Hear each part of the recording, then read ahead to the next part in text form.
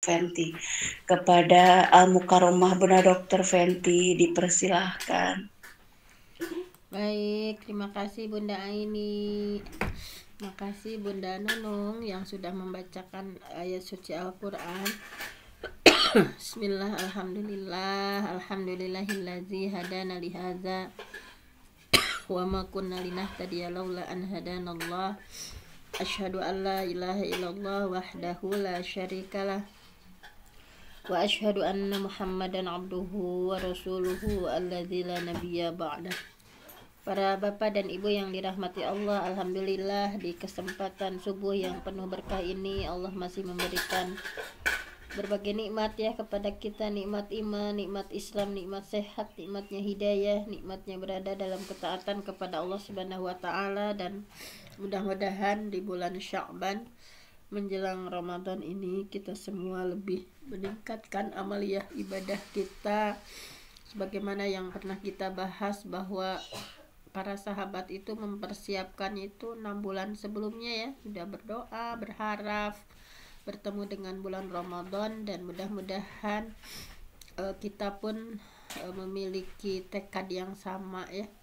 Kalau diibaratkan bulan Rajab itu adalah Yaumuz Zar'i ya, hari menanam berbagai amal soleh, pembiasaan amal soleh kita. Kemudian di bulan Sya'ban itu adalah Yaumus Saqi ya, hari menyiram berbagai amal soleh yang sudah kita biasakan, semakin meningkatkan amaliyah ibadah kita. Dan mudah-mudahan nanti di bulan Ramadan yang diistilahkan dengan para ulama yaumu hasad ya, hari memanen. Nah, sehingga kalau kita sudah bersiap-siap sejak bulan Rajab, Sya'ban, mudahan Ramadannya itu betul-betul berlimpah pahala ya. Karena kalau sudah dibiasakan, sudah ada warming up-nya, sudah ada pemanasannya, kita sudah tidak berat lagi melakukan berbagai amal soleh nanti di bulan Ramadan.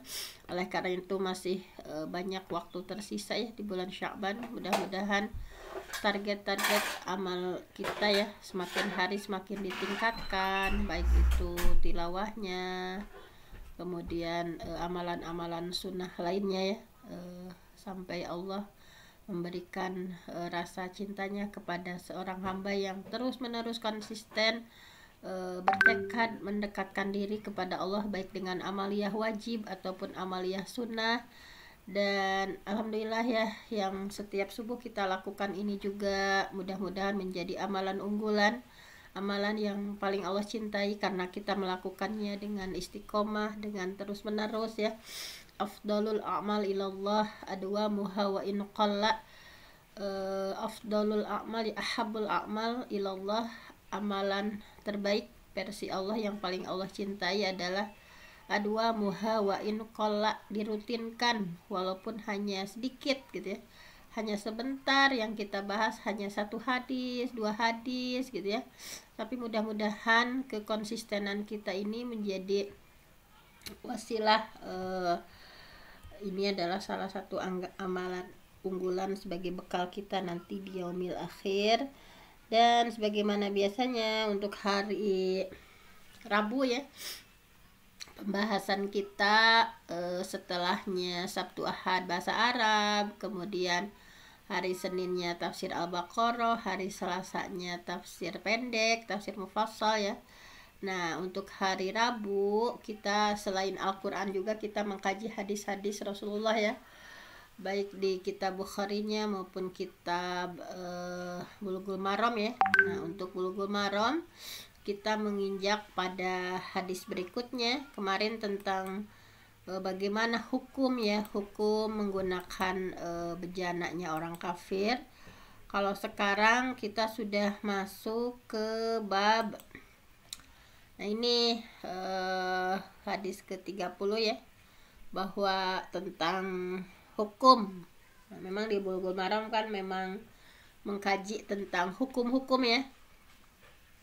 Tapi kita masih baru bab Toharoh, kitab Toharoh, kita masih dalam kitab bersuci ya. Di antaranya di sini bab yang akan kita bahas adalah hadis ke-30 tentang air mani tidak najis ya, bukan berarti jorok ya membahas ini ya, itu yang kita sedang membahas kitab thaharah, kitab bersuci. Sebelumnya sudah kita bahas.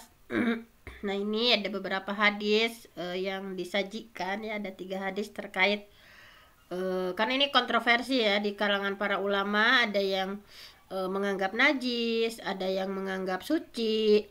Namun dalam hal ini Ibnu Hajar Al-Asqalani ya sudah memberikan judulnya itu air mani tidak najis. Nah sudah seperti itu.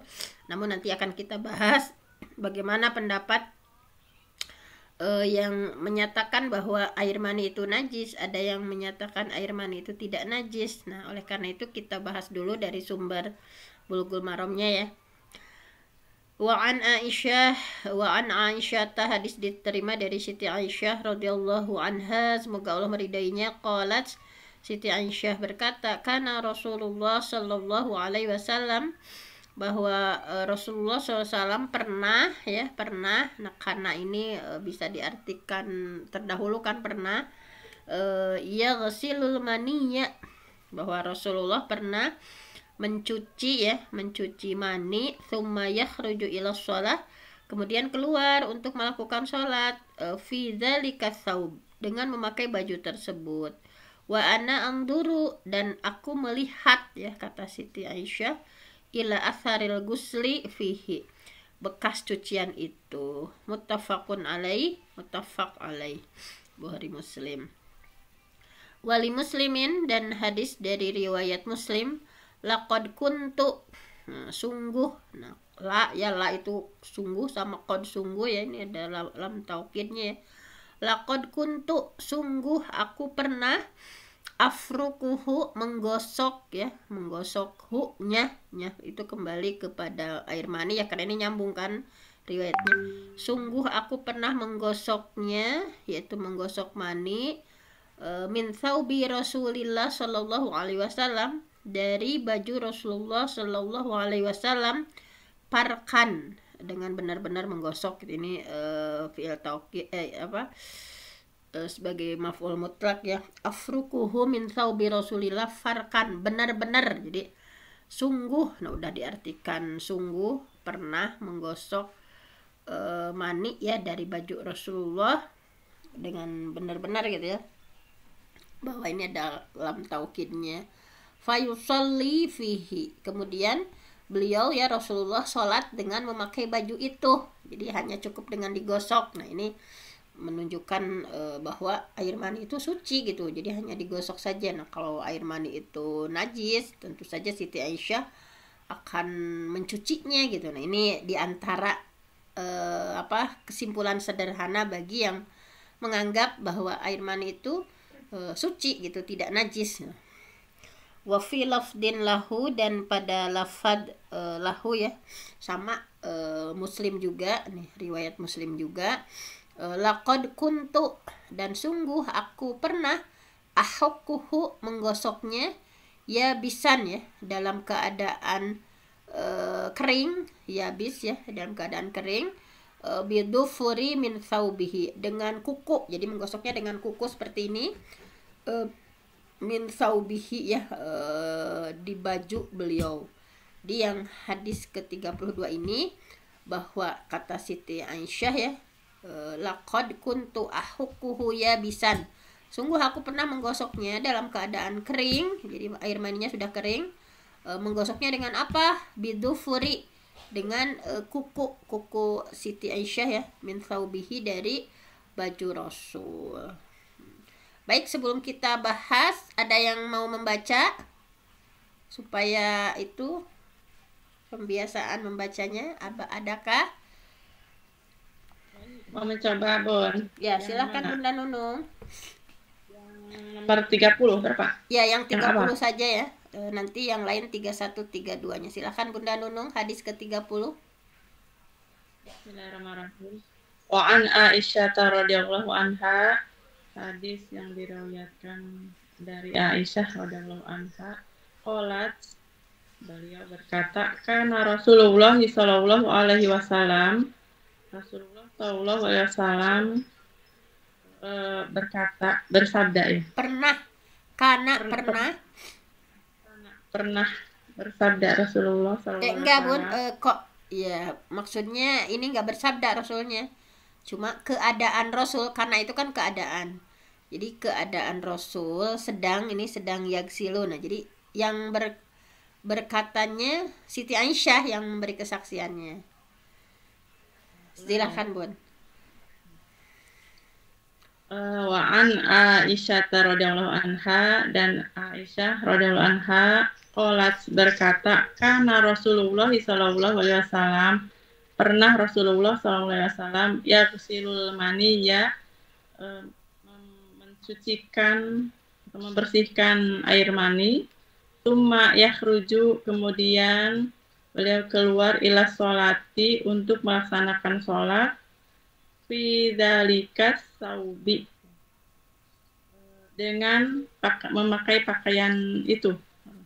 Iya. Wa anak guru, dan saya melihat ila asaril gusli, gusli untuk bekas pakaian, bekas cucian. ya, bekas cucian itu. Muttafaq alaih, hadis riwayat Bukhari dan Muslim. Baik, terima kasih Bunda Nunung. Yang lainnya hadis 31 32 sekaligus ada? Saya Bu Dokter. Ya, Bunda Irisma silakan. Bismillahirrahmanirrahim. Wali Muslim, dan hadis dari Muslim. Lakod sungguh kuntu, aku pernah abrukuhu, menggosok air mani, min saubir Rasulillah, dari bajunya Rasulullah, farkan, dengan gosokan tuh gimana Bu? Iya, itu sepaket aja Bun. Kan itu maf'ul mutlak ya. Maf'ul mutlak itu biasanya diartikannya benar-benar menggosok, tapi ini nggak usah dimunculkan saja. Fa yusolli, maka Rasul sholat fihi, dengan baju tersebut. Ya, baik. Langsung ke bawah, udah aja. Satu lagi buat. Wafi labdin lahu, dan dalam lapal yang lain. Lahu bagi Muslim, jadi milik lafadznya itu lahu, milik Muslim ya, riwayat Muslim sama. Lahu dalam riwayat Muslim, lakod sungguh untuk keberadaanku, aku pernah ahukuhu,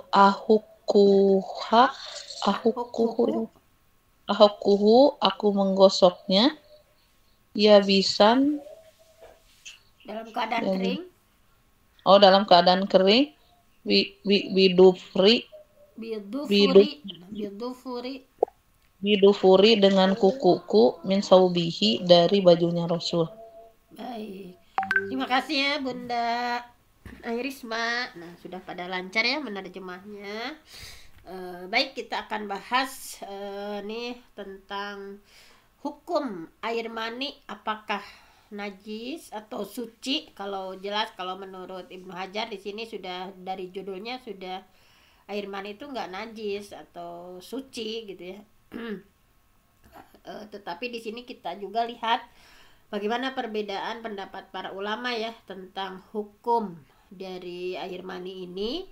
Nah, bahwa sebagaimana yang kita tahu bahwa sperma ya atau air mani itu adalah cairan yang berwarna putih ya, yang keluar dari farji gitu ya, dari kemaluan. Nah ini baik itu disengaja ataupun tidak disengaja gitu ya. Nah jadi misalnya dengan perantara berhubungan suami istri, atau bisa jadi dalam keadaan tidur. Kalau dalam keadaan tidur dinamakan ihtilam ya, ada istilah mimpi basah. Nah itu, nah sehingga dengan keluarnya air mani atau sperma itu mewajibkan seseorang harus mandi besar atau mandi junub ya, mandi junub. Kalau mandi junubnya itu udah sepakat semuanya, dengan ketika keluar air mani otomatis diwajibkan untuk mandi janabat atau mandi besar kalau dalam istilah kita. Nah jadi dan kita harus tahu gitu ya tentang hukumnya gitu. Hukum air mani atau sperma itu merupakan ya di Bulughul Maram dibahas ya, bahwa apalagi yang sudah berkeluarga tentunya ya sangat rentan sehingga Nggak jarang misalnya diketahui ternyata ada yang menempel setelah melaksanakan sholat. Nah, oleh karena itu sangat urgent untuk diketahui. Nah, kemudian para ulama berbeda pendapat tentang hukumnya nih, hukum air mani itu. Kalau tadi sudah sepakat ya, ketika keluar air mani itu menyebabkan seseorang harus mandi janabat atau mandi besar. Nah, tetapi dalam hal ini ada perbedaan pendapat para ulama tentang hukumnya, apakah suci atau najis ya. Kalau di sini mungkin suci ya, disimpulkan di Ibnu Hajar, atau najis. Nah, diantaranya pendapat pertama adalah Imam Malik ya, Imam Malik, kemudian Abu Hanifah, Imam Sauri ya, Imam Auza'i. Nah, ini kelompok-kelompok yang berpendapat bahwa air mani itu adalah hukumnya najis. Nah, jadi di Syarah Fathul Qadir ya disampaikan bahwa golongan atau kelompok yang menyampaikan bahwa air mani itu najis adalah kelompoknya Imam Malik, Imam Abu Hanifah, Imam As-Sauri, Al-Auza'i ya, bahwa air mani itu adalah hukumnya najis. Nah, lebih jauh lagi silahkan dibaca di Syarah Fathul Qadirnya. Nah,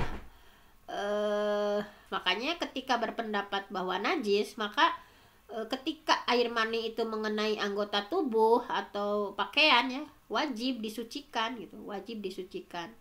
Nah, jadi hanya saja ya menurut Abu Hanifah kalau menurut Abu Hanifah, kalau air maninya sudah kering misalnya, udah kering nempel di bajunya, nah cara menyucikannya itu cukup dikerik gitu ya, dikerik, digosok seperti ini kayak tadi Siti Aisyah dengan kuku-kukunya ya.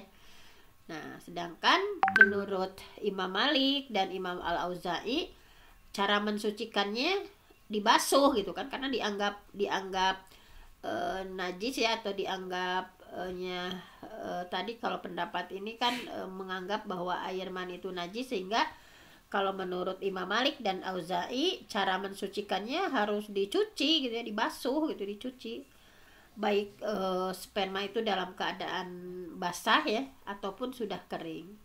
Nah, karena mereka ini berpendapat ya, Imam Malik dan Imam Al-Auza'i berpendapat pada hadis Nabi ya, yang dari riwayat dari umrah dari Aisyah radhiyallahu anha, yang tadi yang dibaca oleh Bunda Airisma ya, an Aisyah, hadis dari Aisyah, qalat, Aisyah berkata, kuntu afrukul maniya min saubi Rasulillah sallallahu alaihi wasallam idza kana yabisan wa aghsiluhu idza kana ratban.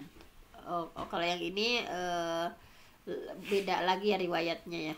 Nah, ini bahwa menurut kesaksian Siti Aisyah bahwa kuntu afrukul maniya, aku mengerik mani ya, min saubi Rasulillah, dari pakaiannya Rasulullah, idza kana yabisan. Jadi mengerik itu jika kering. Kalau kering mah dikerik.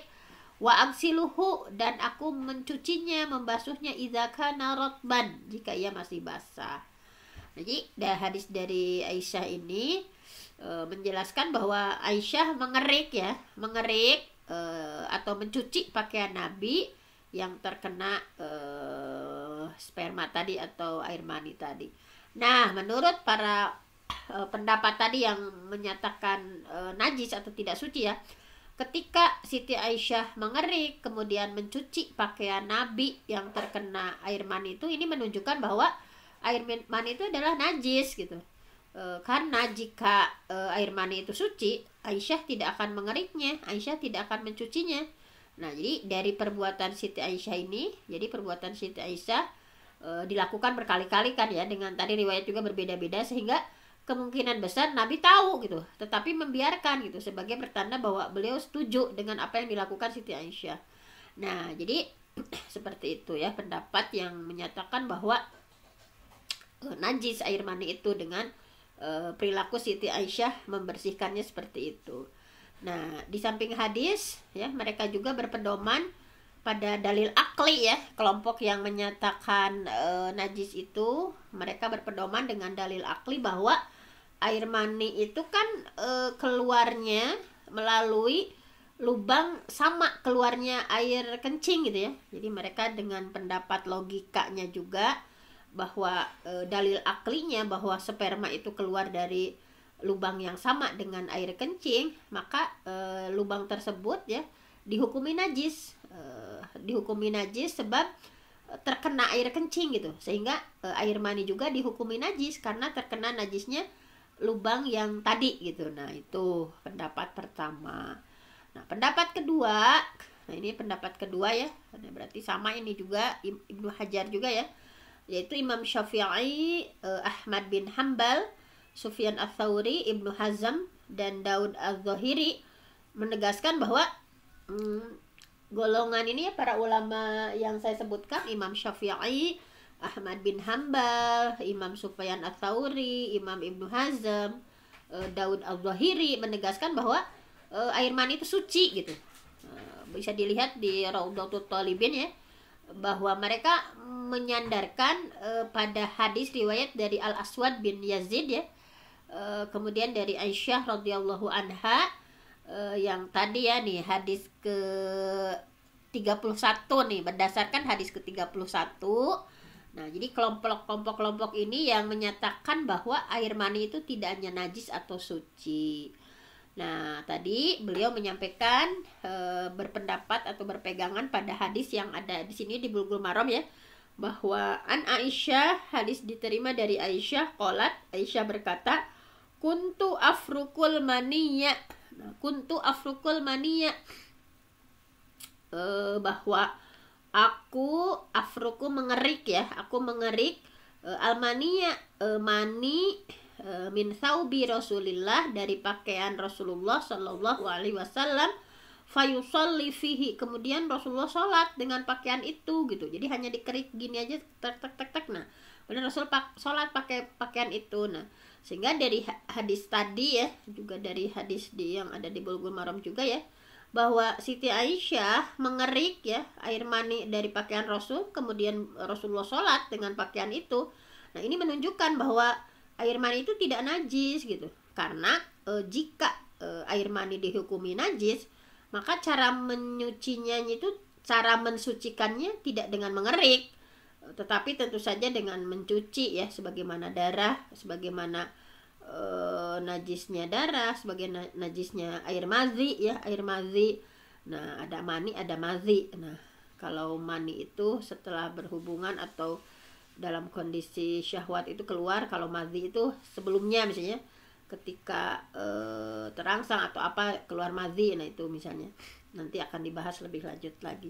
Jadi kelompok ini yang menyatakan bahwa air mani itu suci membantah. Jadi kelompok pertama, kalau kelompok pertama tadi ya, hadis dari umroh dari Aisyah bahwa dengan mengerik air mani itu tidak berarti air mani itu najis. Jadi kelompok kedua itu menyanggah ya, bahwa dengan mengeriknya Siti Aisyah air mani tidak berarti air mani itu najis.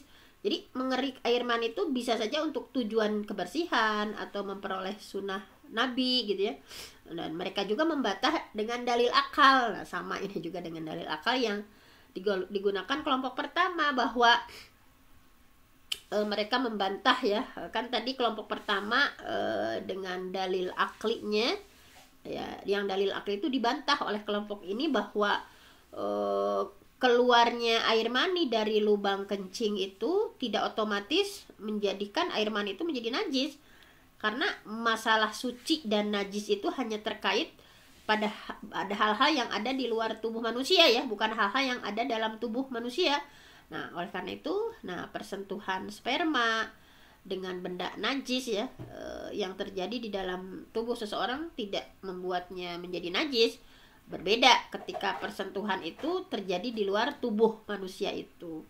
Jadi sebaliknya ya, tadi kelompok pertama menyanggah pemahaman kelompok kedua, yaitu hadis riwayat dari Aswad bin Yazid dari Aisyah, bahwa hadis ini bertentangan dengan hadis-hadis yang dijadikan sandaran oleh kelompok pertama.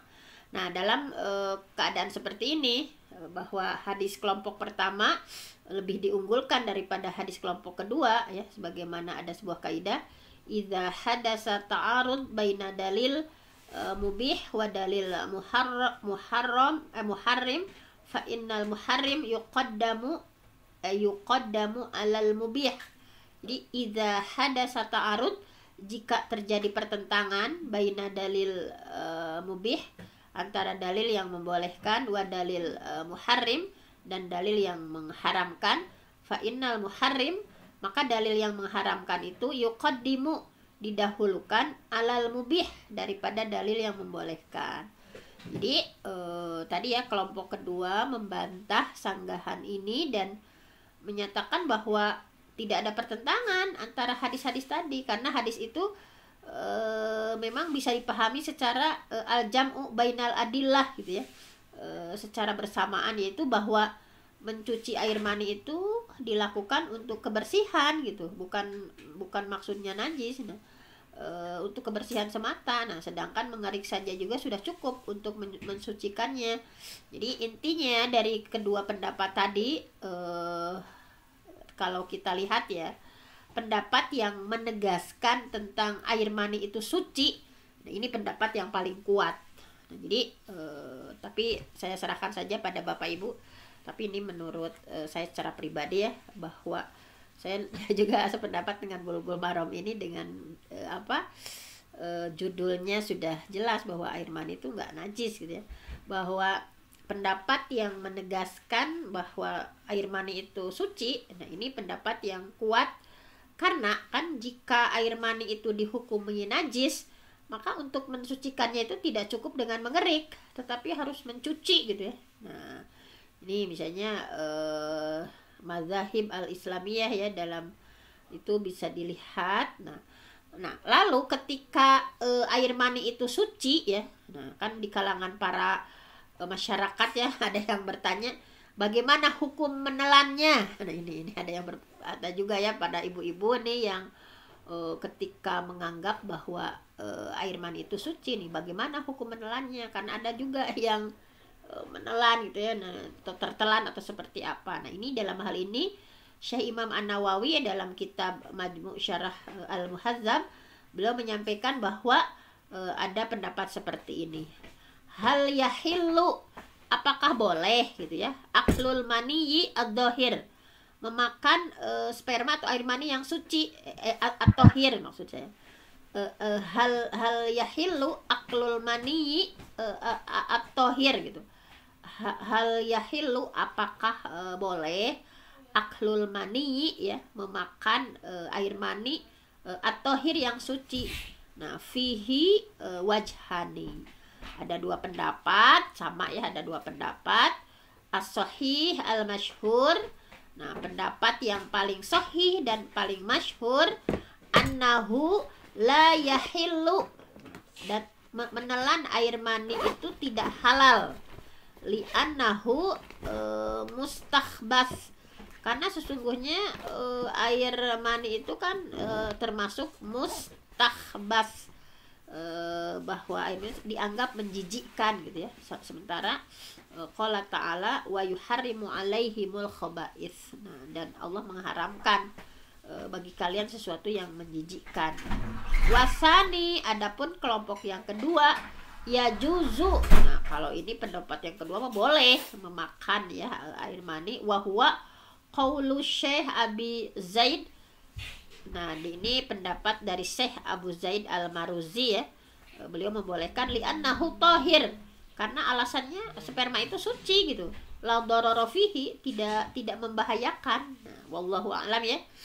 Saya persilahkan saja kepada Bapak Ibu semua, yang terpenting dalam menghadapi ajaran Islam itu minimal kita menjadi seorang muttabi'. Menjadi seorang muttabi itu kita mengamalkan sesuatu tahu dalilnya gitu, bukan karena kata Kiai Anu. Nah dalam Islam itu la tuqallid dina ka ahadan, jangan kau pernah taklid ya kepada seorang pun, tapi minimalnya kita menjadi seorang muttabi. Wa anta ta'lamu hujjatahu, engkau tahu hujahnya gitu, engkau tahu dalilnya, pernah membaca dalilnya, kenapa berperilaku seperti dalilnya begini. Nah seperti itu. Wallahu a'lam bishawab. Mudah-mudahan pembahasan mengenai hukum ya di kitab Bulughul Maram ini menjadi wawasan untuk kita semua, untuk lebih berhati-hati lagi bagaimana kedudukan sebuah hukum. Mungkin hanya itu saja. Saya mohon ampun sama Allah. Yang benar datangnya dari Allah, yang salah dari saya sendiri. Aqulu qauli hadza Wa astaghfirullah li wa lakum. Wassalamualaikum warahmatullahi wabarakatuh.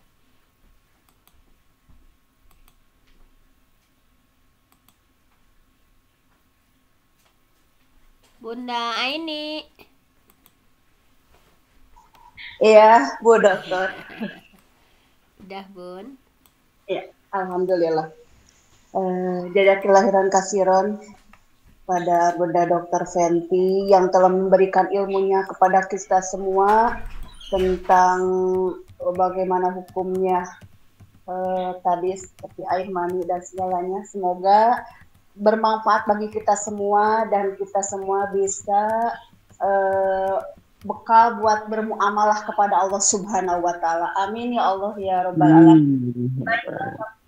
Dan seluruh partisipan yang dirahmati Allah, alhamdulillah kajian hari ini telah selesai. Marilah kita sama-sama tutup dengan membaca istighfar 3 kali, doa kafaratul majlis dan hamdalah bersama.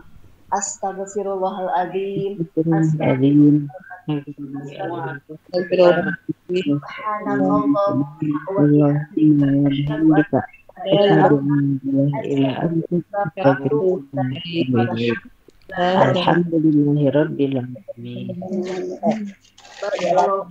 Jazakumullah kasiron. Semoga kita besok dipertemukan lagi dalam keadaan sehat walafiat untuk memakmurkan majelis ilmu ini. Amin ya Allah ya rabbal alamin. Mohon maaf atas kekurangan dan kesibukannya. Wassalamualaikum warahmatullahi wabarakatuh. Waalaikumsalam warahmatullahi wabarakatuh. Mohon maaf Bu Dokter, barusan saya tentunya ada gangguan wifi.